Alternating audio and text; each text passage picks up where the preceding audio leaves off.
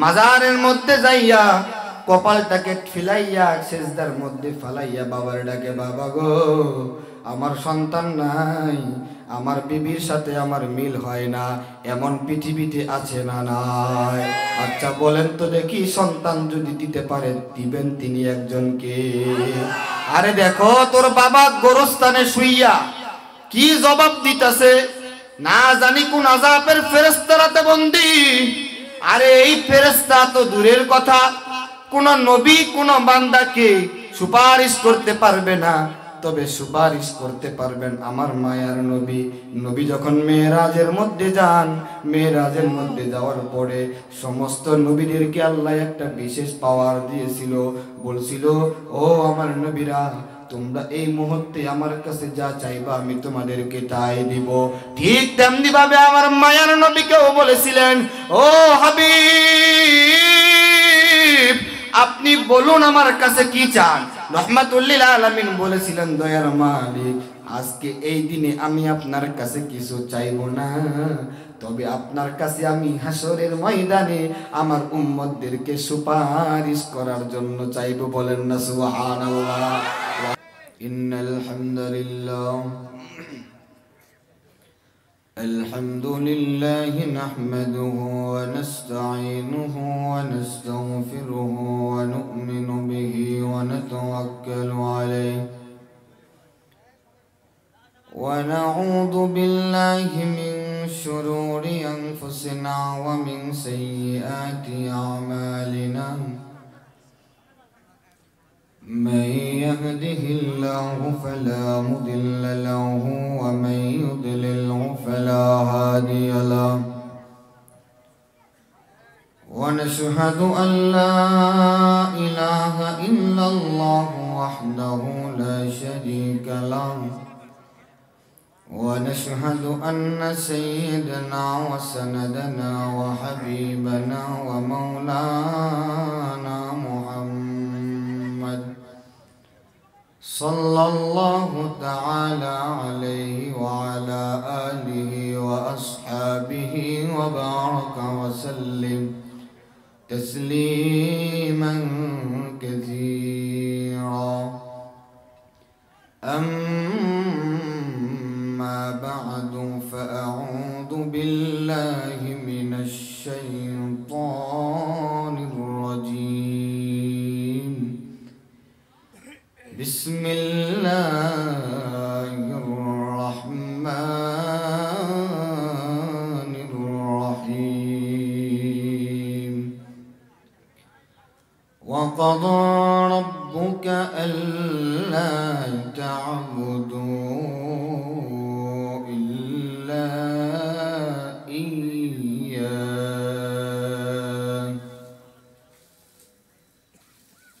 إلا إياه وبالوالدين إحسانا.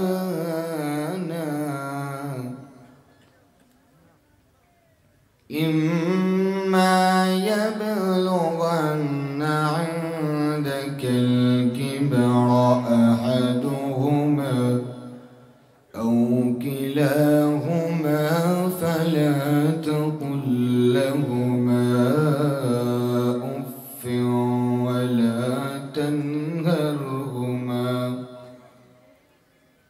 وقل لهما قولا كريما.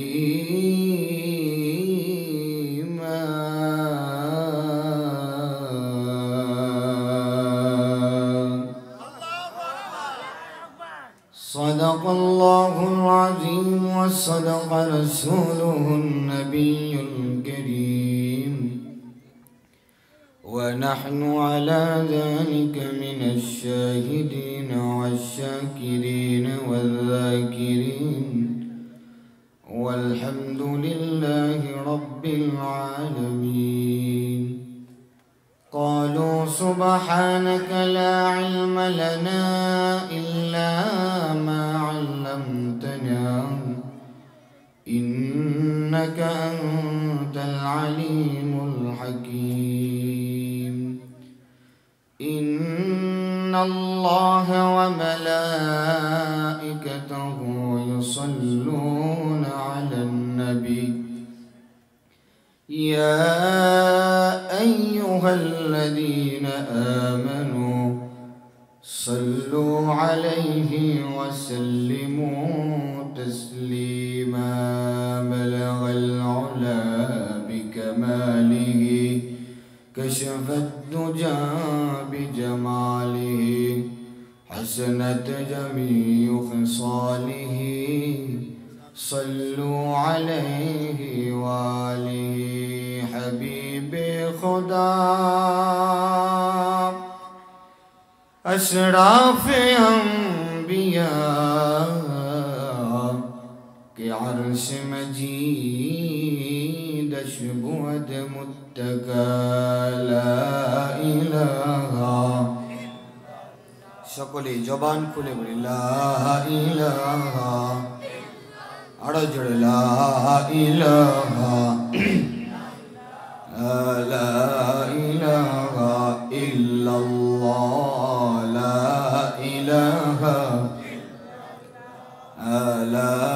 ইলাহা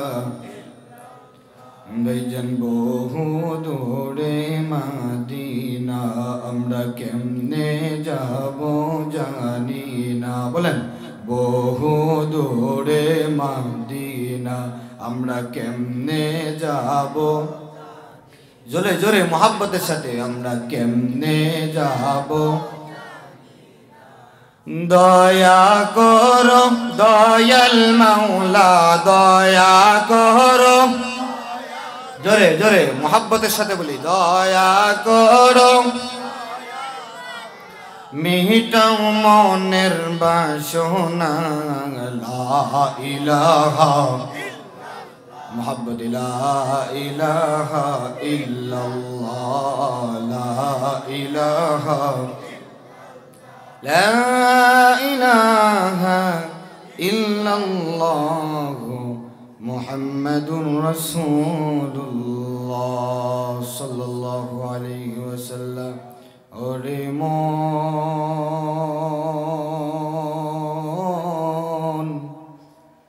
কার লাগিয়া কান্দরে দিবারাতি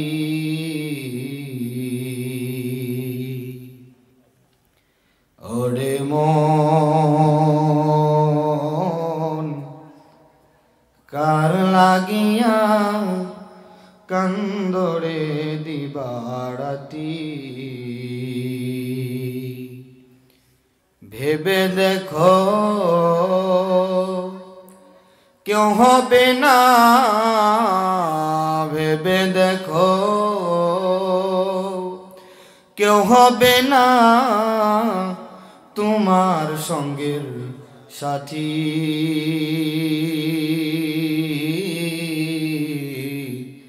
কার লাগিয়া কান্দরে দিবারাতি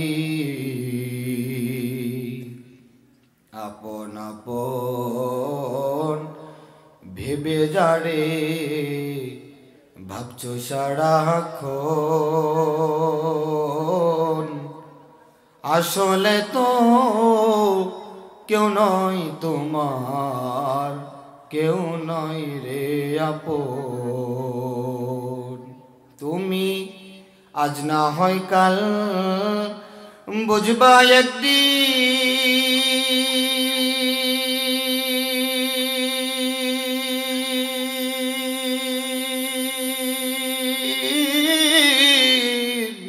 আজ না হয় কাল বুঝবা একদিন নিভিলে তোর বাতি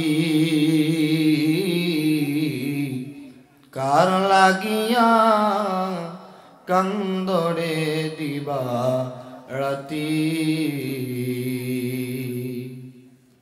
আলহামদুলিল্লাহ বৈদ্যনাথপুর কাসিমুল উলুম তালিমুল কোরআন কৌমি মাদ্রাসার উদ্যোগে চতুর্থ বার্ষিকী তাফসিরুল কোরআন মাহফিলের সভাপতিত্বের আসন গ্রহণ করেছেন আলহাজ মোহাম্মদ জিল্লুর রহমান বিড়োপাড়া উক্ত মাহফিলে আজকে যিনি প্রধান আলোচক, প্রধান মেহমান, সদর মাত্র সিরাজগঞ্জ বগুড়া থেকে আগত হযরতুল আল্লাম হাফেজ কারি মৌলানা মোহাম্মদ সালেহ আহমদ এনাম সিরাজগঞ্জ।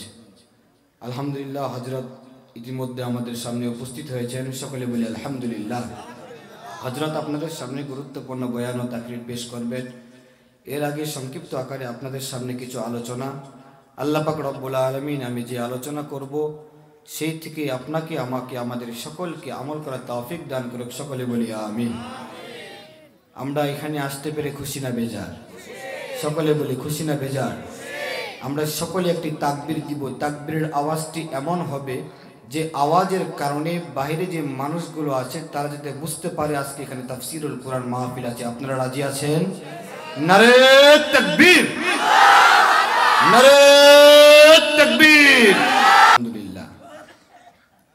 পবিত্র কোরআন থেকে সূরাত বানী ইসরাইল থেকে ছোট্ট একটি আয়াত তেলাওয়াত করেছি।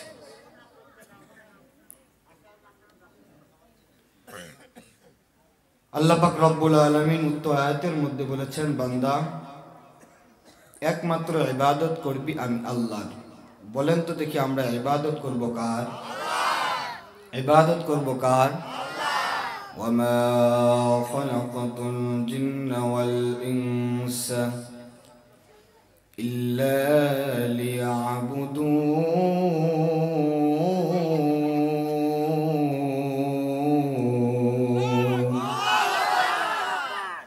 আল্লাহ পাক রব্বুল আলামিন মানুষকে বলেন, জিনকে বলেন, হ্যাঁ মানুষ সকল, হ্যাঁ জিন জাতি, আমি তোমাদেরকে সৃষ্টি করতাম না, তবে কেন সৃষ্টি করছো জানি?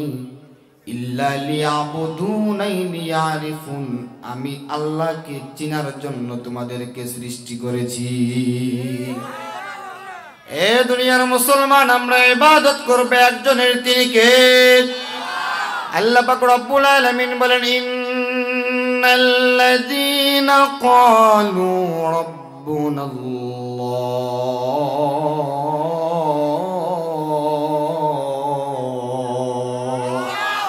আমাদের রব তিনি একজন কে? আল্লাহ পাক রব্বুল আলামিন বলে, বান্দা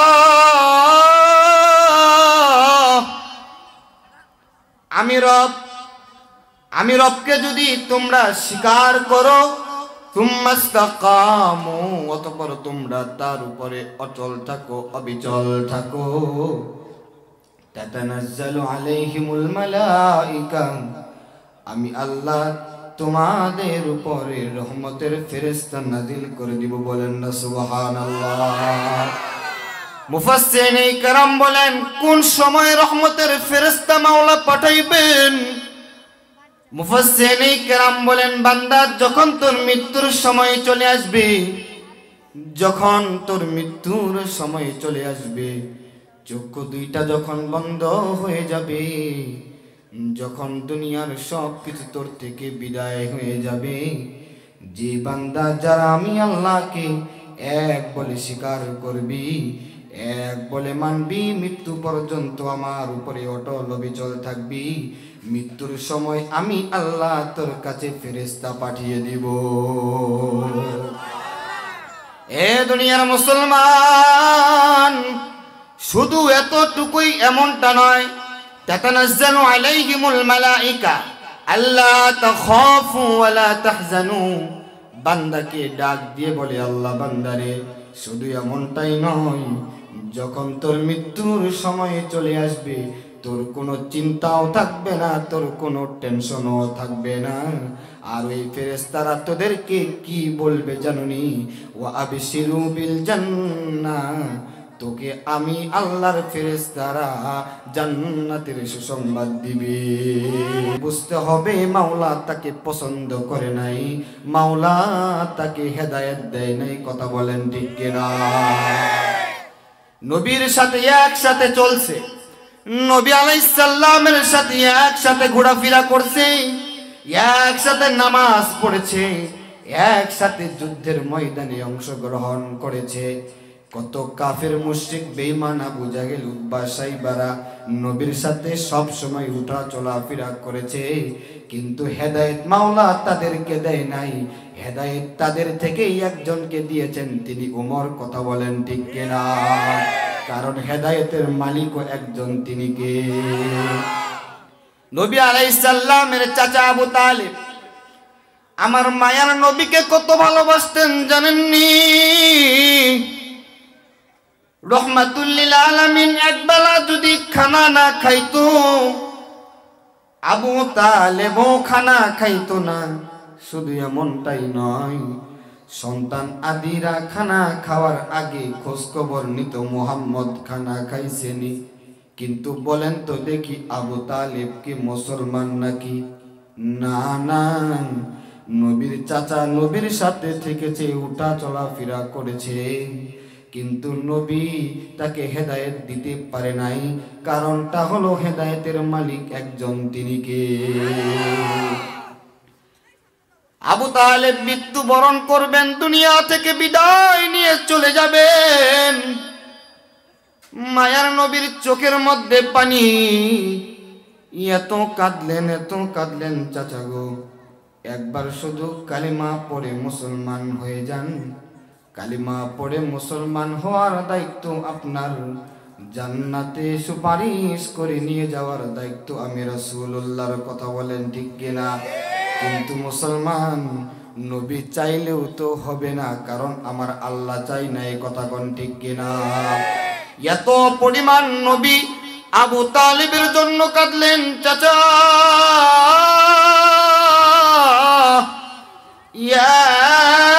একবার শুধু পড়ুন লা ইলাহা ইল্লাল্লাহ, এইটুকু পড়ার দায়িত্ব চাচা আপনার, আর জান্নাতে সুপারিশ করে নিয়ে যাওয়ার দায়িত্ব আমি রাসূলুল্লাহর। চাচা গো পড়ুন লা ইলাহা ইল্লাল্লাহ।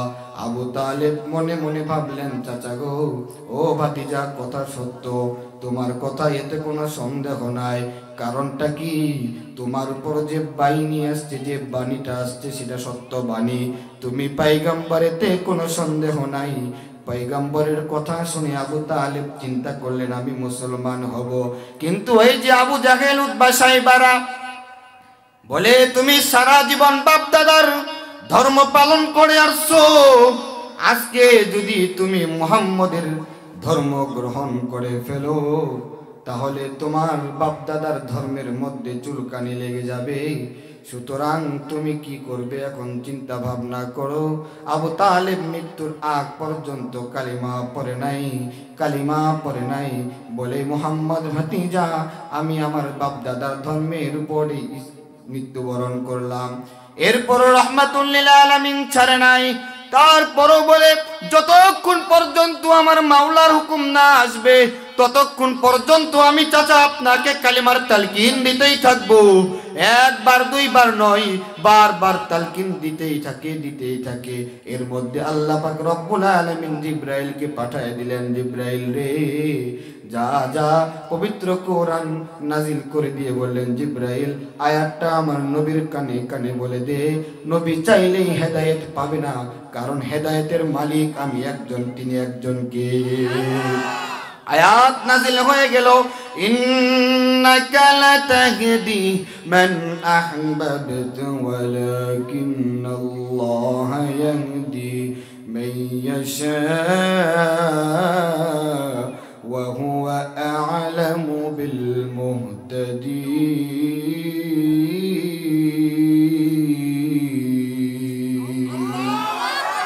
হে নবী, হে আমার বন্ধু, তুমি চাইলেও হেদায়েত দিতে পারবে না। কেন? হেদায়েতের মালিক আমি আপনারে বানাই নাই, আমি আপনারে রহমাতুল লিল আলামিন বানাইছি। দুনিয়ার মধ্যে কেমন রহমত জানোনি? আমি যদি আল্লাহ যদি পশু পাখির রব হয়ে থাকি, রহমাতুল লিল আলামিন আপনি পশু পাখির জন্য রহমত। আমি যদি আল্লাহ এই মানুষের রব হই, আপনি মানুষের জন্য রহমত। সুতরাং আপনি হেদায়েতের মালিক, আপনাকে বানাই নাই। হেদায়েতের মালিক একজন, তিনি কে?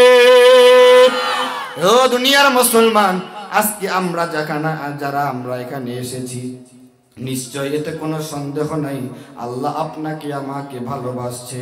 কত মানুষ রাস্তাঘাটে ঘোরাঘুরি করছে, তাদের কপালে হেদায়েত নাই, এতে কোনো সন্দেহ নাই। কথা বলেন ঠিক কিনা? আমরা ইবাদত করব একজন, তিনি কে? আল্লাহর সাথে কাউকে শিরিক করা যাবে? আল্লাহর সাথে কাউকে শিরিক করা যাবে না। কেননা ইন্নাশ শিরকা লাযুলমুন আযীম, শিরিক হলো সবচেয়ে মহা খারাপ কাজ। যারা শিরিক করবে আল্লাহর সাথে, বিনা বেঈমান হয়ে দুনিয়া থেকে বিদায় নিবে। কথা বলেন ঠিক কিনা? মাজারের মধ্যে যাইয়া কপালটাকে ফিলাইয়া সেজদার মধ্যে ফালাইয়া বাবার ডাকে, বাবা গো আমার সন্তান নাই, আমার বিবির সাথে আমার মিল হয় না, এমন পৃথিবীতে আছে না নাই? আচ্ছা বলেন তো দেখি, সন্তান যদি দিতে পারে, দিবেন তিনি একজনকে? আরে দেখো তোর বাবা গোরস্থানে শুইয়া কি জবাব দিতেছে, না জানি কোন আযাবের ফেরেশতারাতে বন্দী। আরে এই ফেরেশতা তো দূরের কথা, কোন নবী কোন বান্দাকে সুপারিশ করতে পারবে না, তবে সুপারিশ করতে পারবেন আমার মায়ার নবী। নবী যখন মেরাজের মধ্যে যান, মেরাজের মধ্যে যাওয়ার পরে সমস্ত নবীদেরকে আল্লাহ একটা বিশেষ পাওয়ার দিয়েছিল। বলছিল, ও আমার নবীরা, তোমরা এই মুহূর্তে আমার কাছে যা চাইবা আমি তোমাদেরকে তাই দিব। ঠিক তেমনি ভাবে আমার মায়ার নবীকেও বলেছিলেন, ও হাবিব আপনি বলুন আমার কাছে কি চান। রাহমাতুল লিল আলামিন বলেছিলেন, দয়ার মালিক আজকে এই দিনে আমি আপনার কাছে কিছু চাইব না, তবে আপনার কাছে আমি হাসরের ময়দানে আমার উম্মতদেরকে সুপারিশ করার জন্য চাইব। বলেন না সুবহানাল্লাহ। রহমতে আলম নবী রহমাতাল লিল আলামিন নবী, কোরআনে প্রমাণ উম্মতে বিনে কে বুঝিবে আমার দয়াল নবীর শান। আশিকে বিনে কে বুঝিবে আমার দয়াল নবীর শান। আপনারা পারেন না? বলেন রহমাতাল লিল আলামিন নবী রহমতে আলম নবী, কোরআনে প্রমাণ উম্মতে বিনে কে বুঝিবে আমার দয়াল নবীর।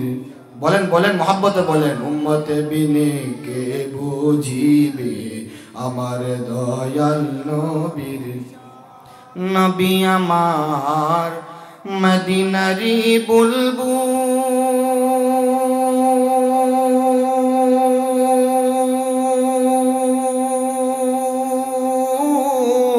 আমার আল্লাহ প্রেম করিয়া নামটা দিলেন হাবিবে রাসূল। আল্লাহু আকবার। নবী আমার মদিনারি বুলবুল,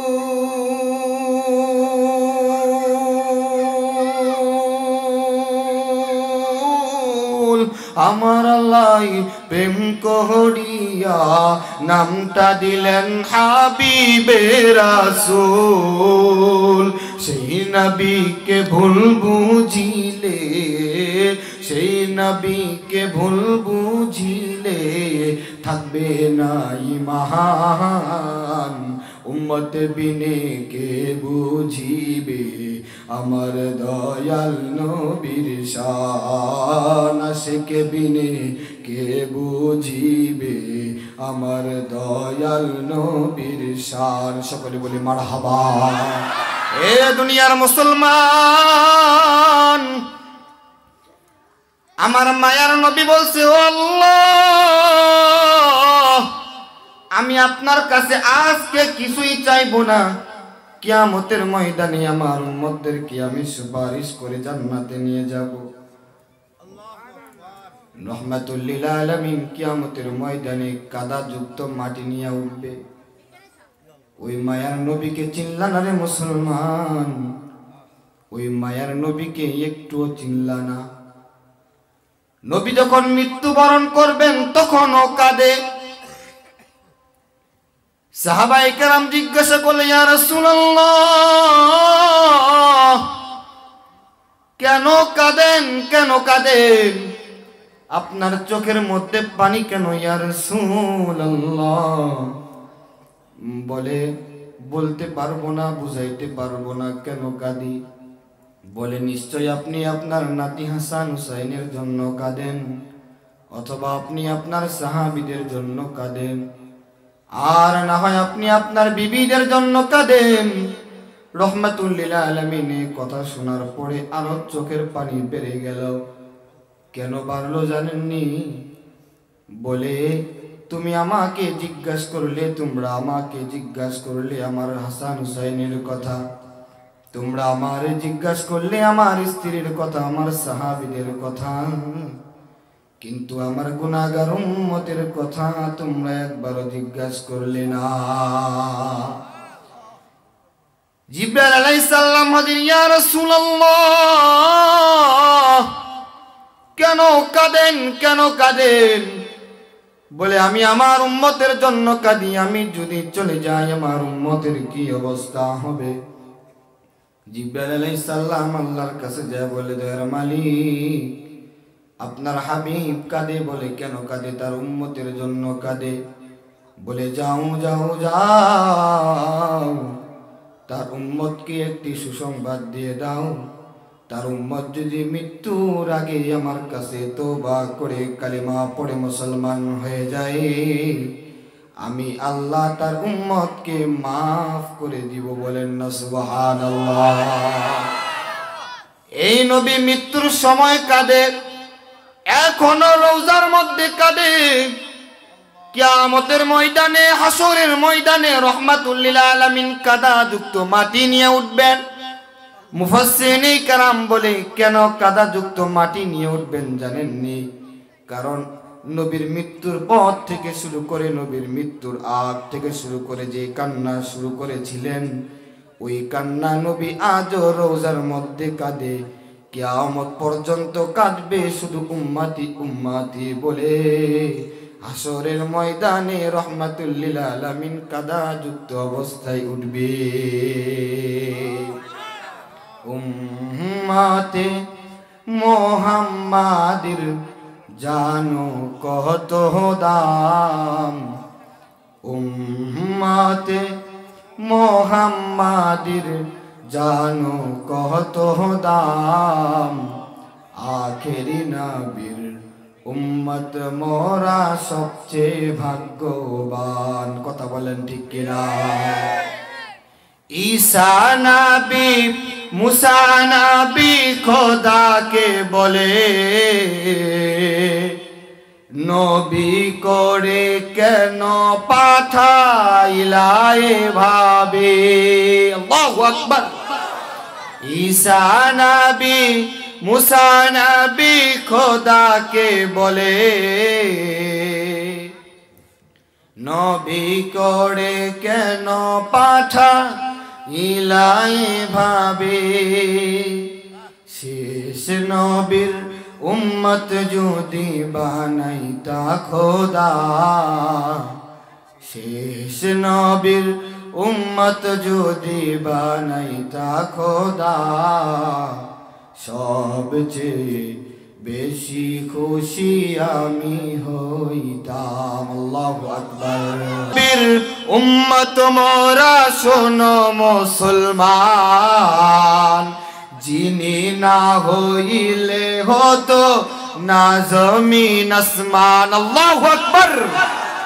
কেমন নবীর উম্মত মোরা শোনো মুসলমান, যিনি না হইলে হতো না জমিন আসমান, যার উপর দুরুদ পড়লে দোজখ হয় হারাম। আল্লাহু আকবার।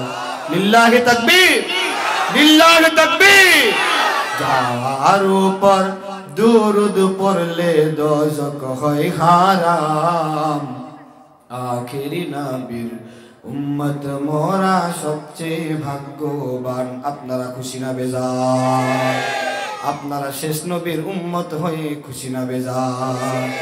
ও দুনিয়ার মুসলমান ইমানদার আল্লাহর গোলাম, পবিত্র কোরআন থেকে আয়াত তেলাওয়াত করেছি, ওয়াকাদা রাব্বুকা আল্লা তা'বুদু ইল্লা ইয়্যা, আমরা ইবাদত করব একজনের, তিনি কে। এরপরে আয়াতে আল্লাহ বলেন ওয়াবিল ওয়ালিদাইনি ইহসানা, নামাজ রোজা ইবাদত যেমনি ভাবে আমি আল্লাহ তোমাদের উপরে ফরজ করেছি, ঠিক তেমনি ভাবে বাবা আমার খেদমত করাও সন্তান তোমার জন্য ফরজ করে দিয়েছি। আজ কত ভাই মা বাবার কথা শোনে না। হে বৈদ্যনাথপুরের যুবক, কোন মারে তুমি কষ্ট দাও, কোন মারে তুমি দুঃখ দাও, কোন মার কথা তুমি শুনো না, কোন বাবার কথা তুমি শোনো না। বাবা মা যদি তোমারে না চাইতো তুমি দুনিয়ার মধ্যে আসতে না। দুনিয়ার মুসলমান, নবীর একজন সাহাবী আলকামা রাদিয়াল্লাহু তাআলা মৃত্যু শয্যায় সজ্জিত, মৃত্যুবরণ করবেন। ইতিমধ্যেই সমস্ত মানুষেরা, গ্রামের মানুষেরা বলে আলকামা কালিমা পড়ো, কালিমা পড়ো, কিন্তু জবানে কালিমা আসে না, জবানে কালিমা আসে না।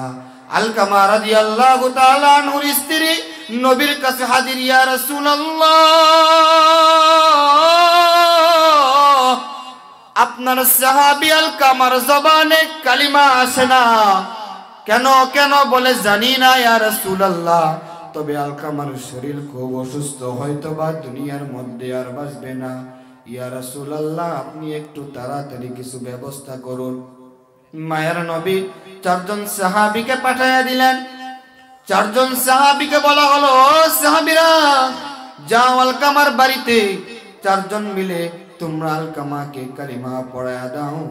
চারজন সাহাবী আলকামার বাড়িতে হাজির হইয়া বলে, ও আলকামা, বলো লা ইলাহা ইল্লাল্লাহ, কিন্তু জবানে কালিমা আসে না, কালিমা আসে না।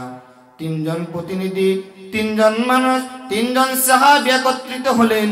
হওয়ার পরে বেলালকে বলে, বেলাল, যাও যাও রাহমাতুল লিল আলামিনকে বলো যে তার সাহাবী আলকামা কালিমা আমরা পড়াইতে পারতেছি না, ইয়া রাসূলুল্লাহ, আপনি কোনো একটা ব্যবস্থা করুন। রাহমাতুল লিল আলামিনের কাছে হাজির বেলাল ডাক দিয়ে বলে, ইয়া রাসূলুল্লাহ, আমরা চারজন সাহাবী মিলেও কালিমা পড়াইতে পারি না, কেন না জানি না। রাহমাতুল লিল আলামিন বুঝতে পারলেন নিশ্চয়ই কোনো কারণ আছে। বেলালকে বলা হলো, বেলাল, যাও যাও, দাও যায় দেখো বাড়ির মধ্যে তার বাবা মা দুনিয়াতে আসেনি। বেলাল ডাক দিয়ে বলে, ইয়া রাসূলুল্লাহ, দুনিয়াতে বাবা নাই, তবে মা আছে, মা। বলা হলো, যাও যাও তার মাকে ডেকে নিয়ে আসো। বলে, ইয়া রাসূলুল্লাহ, মা তো অনেক বৃদ্ধ মানুষ, বিছানা থেকে উঠতে পারে না, হাঁটতে অনেক কষ্ট হয়। রাহমাতুল লিল আলামিন বলে, বেলাল যাও, বলো যে আপনাকে রাসূল ডেকেছে, আর যদি আপনি আসতে না পারেন রাসূল আপনার কাছে স্বয়ং চলে আসবে। বেলাল উপস্থিত, যা বলে, আম্মা জান, আপনার সন্তান কালিমা পড়তে পারতেছে না, কেন না জানি না, কি হয়েছে আমরা কেউ জানি না। রাহমাতুল লিল আলামিন আপনার কাছে সংবাদ পাঠাইছে, সালাম জানাইছে, আপনি তাড়াতাড়ি রাহমাতুল লিল আলামিনের কাছে চলুন। যদি যাইতে না পারেন রাহমাতুল লিল আলামিন স্বয়ং আপনার কাছে আসবে। আম্মা জান ডাক দিয়া বলে, হে বেলাল, রাহমাতুল লিল আলামিন আমার ডাকছে, আমি এক সেকেন্ডও দেরি করব না, আমার যতই কষ্ট হোক না কেন আমি রাহমাতুল লিল আলামিনের সাথে সাক্ষাৎ করব। বৃদ্ধ মা হাঁটতে হাঁটতে রাহমাতুল লিল আলামিনের কাছে উপস্থিত, বলে, আম্মা জান, আপনি কি কোনো কারণে আপনার আলকামার উপরে রাগান্বিত হয়ে আছেন নাকি? আম্মা জান ডাক দিয়ে বলে, না, আমি বলবো না, তবে আমি তার উপরে অনেক রাগান্বিত হয়ে আছি, যেটা আমি রাহমাতুল লিল আলামিন আপনাকে বলতে পারবো না। রাহমাতুল লিল আলামিন ডাক দিয়ে বলে, আলকামার মা, তুমি তাকে মাফ করিয়ে দাও।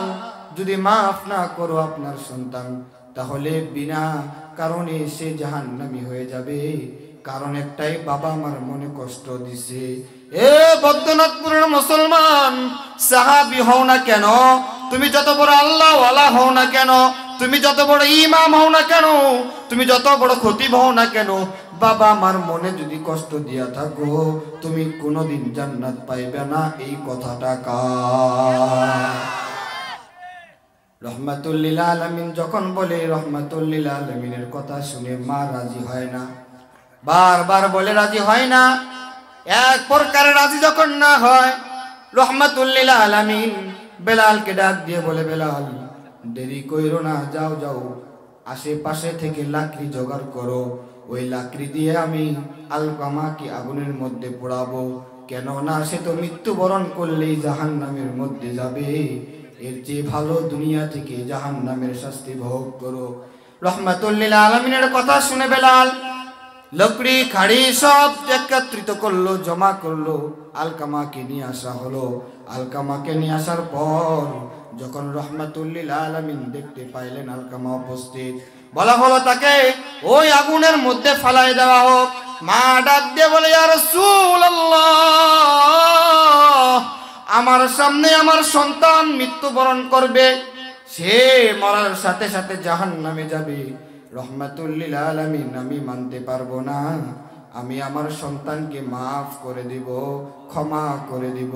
রহমাতুল লিল আলামিন ডাক দিয়ে বলে, আম্মা জান কি কারণে আপনার মনের মধ্যে এত কষ্ট? বলে, কষ্ট কি জানেননি, আমি আলকামাকে খুব কষ্ট করে যত্ন করে মানুষ করেছি।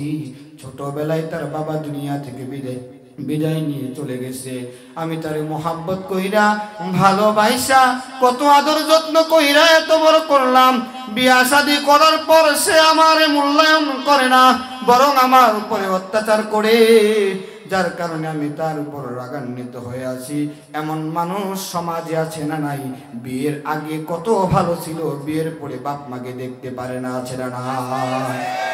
বর্তমানের পলাপান বাবারে কই বাজারান, মারে কই কুতনি বুড়ি বৌড়ে কই জানির যা। কথা বলেন ঠিক কিনা? এ বদ্রনাথপুরের মুসলমান, এ যুবক ভাই, তোমার দুটো পা আমার কাছে দাও, আমি তোমার পা ধরি, তোমার হাত ধরি। তুমি বাবা মাকে কষ্ট দিও না। আনাস হযরত আবু হুরায়রা রাদিয়াল্লাহু তাআলা আনহু থেকে হাদিসটি বর্ণিত। রহমাতুল লিল আলামিনকে জিজ্ঞাসা করলেন, ইয়া রাসূলুল্লাহ, আমি সবচাইতে বেশি ভালোবাসবো কাকে? রহমাতুল লিল আলামিন বলে, তোমার মাকে। এরপরে আমি আবার জিজ্ঞাসা করলাম, ইয়া রাসূলুল্লাহ, এরপরে কাকে? বলে, তোমার মাকে। আবার বললাম, ইয়া রাসূলুল্লাহ, এরপরে কাকে? বলে, তোমার মাকে। চতুর্থবার যখন আমি জিজ্ঞাসা করলাম, ইয়া রাসূলুল্লাহ, এরপরে কাকে? তিনি বললেন, তোমার বাবাকে। মুফাসসিরিনে কেরাম বলে, মার কথা কেন তিনবার আসলো, বাবার কথা কেন একবার আসলো জানেননি? কারণ মা যখন প্রসব বেদনা করার সময় মায়ের কলিজা থেকে রক্তক্ষরণ হয়। এই রক্তক্ষরণ মা ছাড়া বাবারা করে না, করে কি? করে না। আল্লাহ পাক রব্বুল আলামিন বলেন, হামালাতুহু উম্মুহু কুরহা ওয়া ওয়াদাআতুহু কুরহা ওয়া হামলুহু ওয়া ফিসালুহু 30 শাহরা।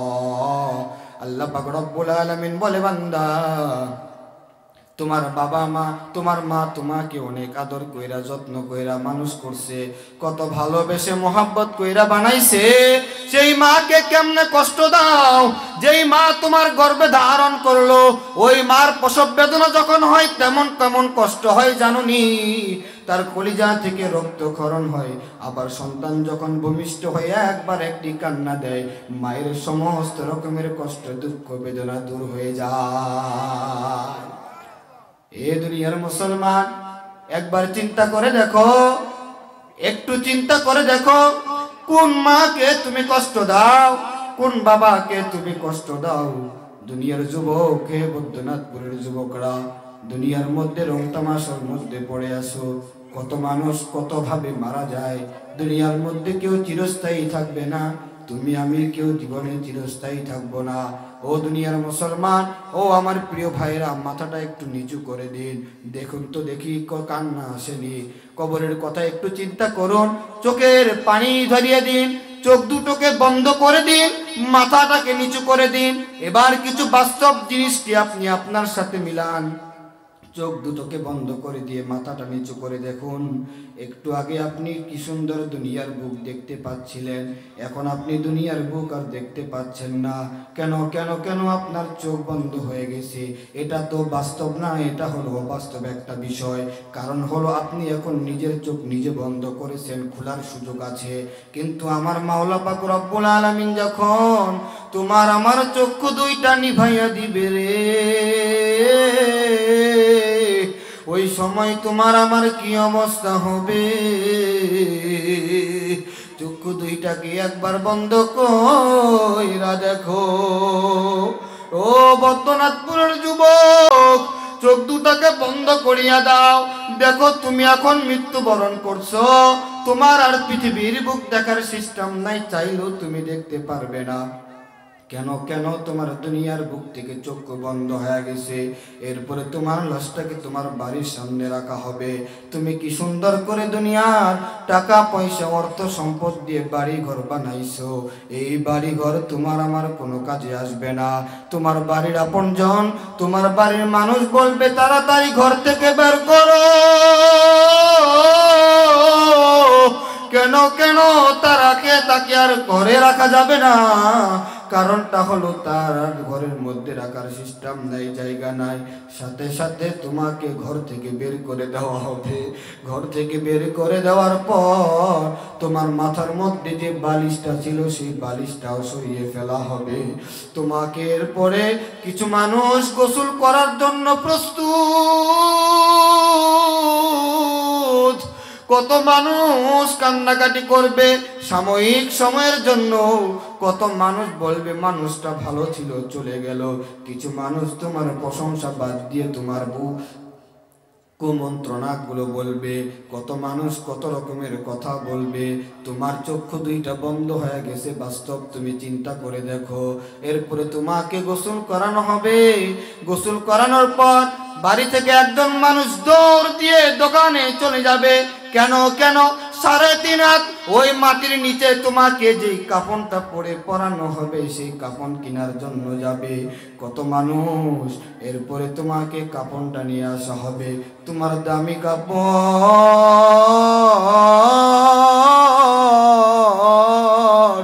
আর শরীরে রাখবে না।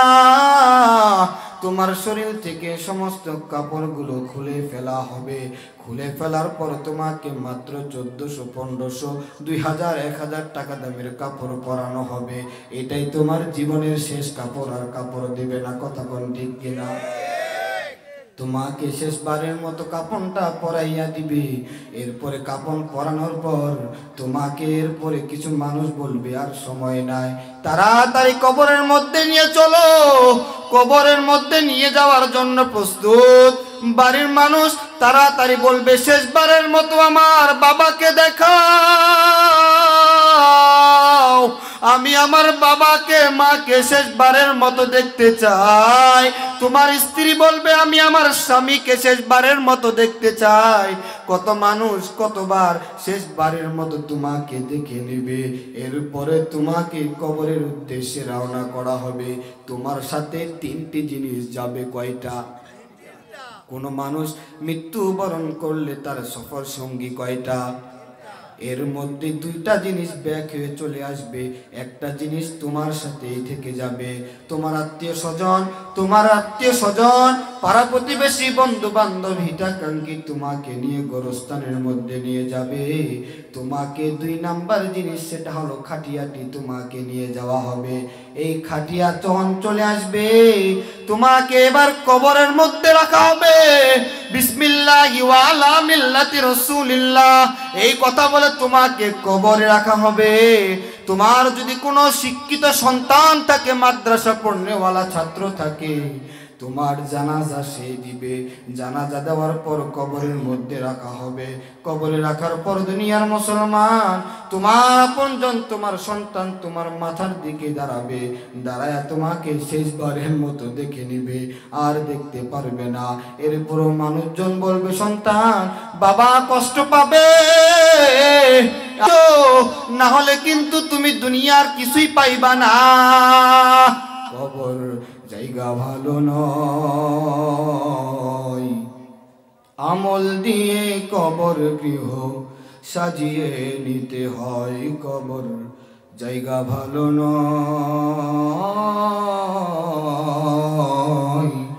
আমল দিয়ে কবর গৃহ সাজিয়ে নিতে হয়।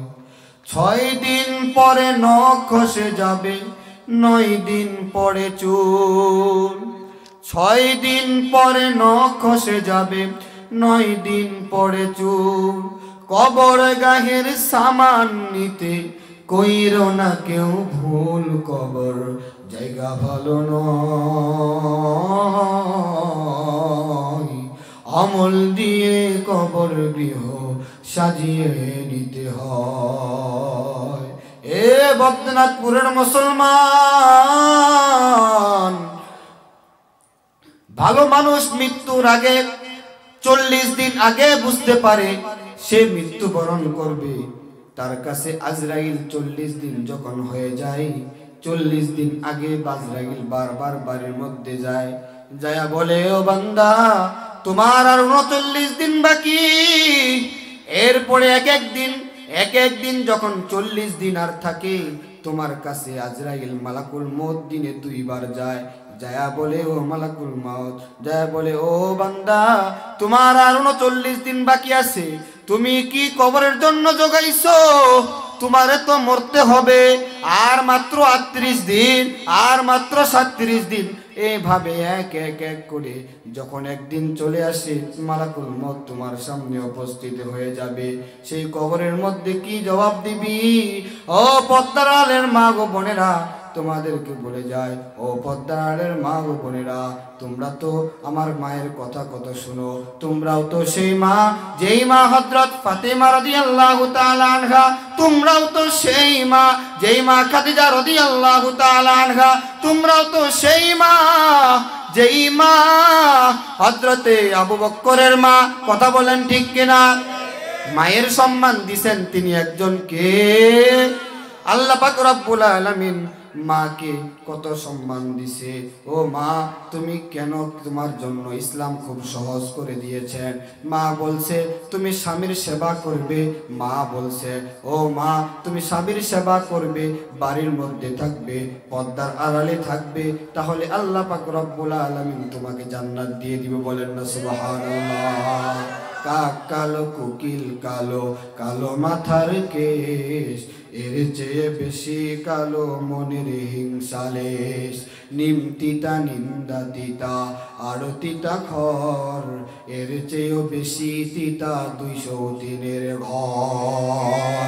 নারী জাতি কমলতি, কিবা মন্ত্র জানে রে, প্রেমের রশি গলায় বান্দায় আস্তে ধীরে টানে রে। নারী জাতি কমলতি, কিবা মন্ত্র জানে রে, বেনারসি গলায় বান্দায় আস্তে ধীরে টানে রে। শহরে বাজারে দেখো নারীদের ঢল, পর্দাবিহীন তারা করে ঝলমল, অন্যকে তাদের দিকে আশিক বানাই। দেশটায় আজ ধ্বংস নারীর বেপরদাই, সবার মুখে কি আওয়াজ, হায় হায় হায়। কথা বলেন ঠিক কিনা? রহমাতুল লিল আলামিন যখন মেরাজের মধ্যে গেলেন, জাহান্নাম দেখছেন। এক প্রকার জাহান্নামের মধ্যে জাগে তন্দুর রুটি আগুনের মধ্যে পুরানো হয়। এক রকম শ্রেণীর মহিলাকে সেই আগুনের মধ্যে পুরানো হচ্ছে। রহমাতুল লিল আলামিন চোখের পানি ছেড়ে দিলেন। জিবরাইল আলাইহিস সালামকে জিজ্ঞাসা করলেন, ইয়া জিবরাইল, এই মহিলারা কারা যাদের লজ্জা স্থানের মধ্যে সাপ কাপড় মারে, যাদেরকে এই তন্দুর রুটির ন্যায় আগুনের মধ্যে পুরানো হচ্ছে, তারা কারা? রহমাতুল লিল আলামিনকে বলা হলো, ইয়া রাসূলুল্লাহ, এটা অন্য কোন মহিলা নয়, এরা হলো সেই মহিলা যারা দুনিয়ার মধ্যে বেপরদায় চলাফেরা করছে আর স্বামীর সেবা বাদ দিয়ে প্রক্রিয়া করছে, জিনা করে বেড়াইছে। এমন নারীদের জন্য আমার আল্লাহ পাক রব্বুল আলামিন এমন জাহান্নাম বানায় রাখছে। বলেন না নাউজুবিল্লাহ। এ দুনিয়ার মুসলমান, এ পর্দার আলের মা গো বোনেরা, একটু মনোযোগ দিয়ে শুনুন। আপনার সন্তান তো সেই সন্তান আবু হুরায়রা রাদিয়াল্লাহু তাআলা আনহু কোন এক মায়ের সন্তান, হযরত আবু বকর রাদিয়াল্লাহু তাআলা আনহু কোন এক মায়ের সন্তান, হযরত উমর রাদিয়াল্লাহু তাআলা আনহু কোন এক মায়ের সন্তান।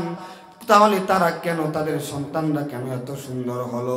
তাহলে বোঝা গেল এদের কারণ হলো এরা যখন দুনিয়ার মধ্যে ছিল, তারা যখন গর্ভের মধ্যে ছিল, ওই সময় মায়েরা টিভি দেখে নাই, চ্যানেল দেখে নাই, কোনো স্টার জলসা, কোনো বাংলা জি বাংলা দেখে নাই, তারা পবিত্র কোরআনের তেলাওয়াত করেছে। কথা বলেন ঠিক কিনা?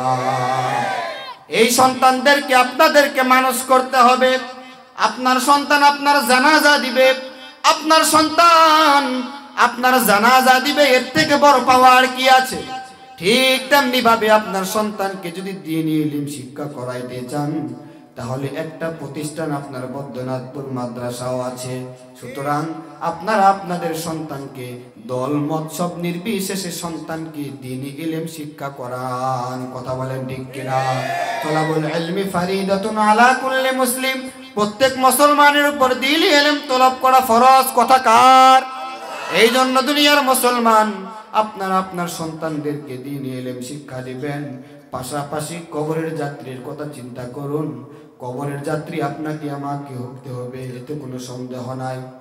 এই জন্য মৃত্যুর প্রস্তুতি নিব, মৃত্যুর কাকে মৃত্যুর মালসামানা তৈরি করব, না হলে কবরের মধ্যে কি জবাব দিব? দুইটি জিনিস ব্যাগ চলে আসবে, একটি জিনিস আপনার আমার সামনে থাকবে, আপনার মনে আছেনি? তার মধ্যে একটি জিনিস যেটা আপনার আমার সাথে থাকবে, সেটার নাম হলো আমল। সেটার নাম কি? এই আমল আমরা করতে রাজি আছি না নাই?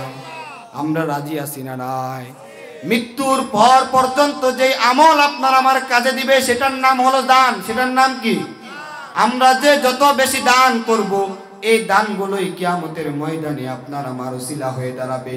আপনি মাদ্রাসায় দান করবেন, মসজিদে দান করবেন, সন্তানের জন্য এই যে বললাম কত কিছু বানাইছো রাখছো, কিন্তু কোনো কিছুই কাজে আসবে না। মাত্র 1000-1500 টাকার কাপড় দিয়ে প্যাকেট করে আপনাকে আমাকে বানাবে। বলেন ঠিক কিনা? এই জন্য আমরা এই মাদ্রাসায় দান করতে রাজি আছি ইনশাআল্লাহ।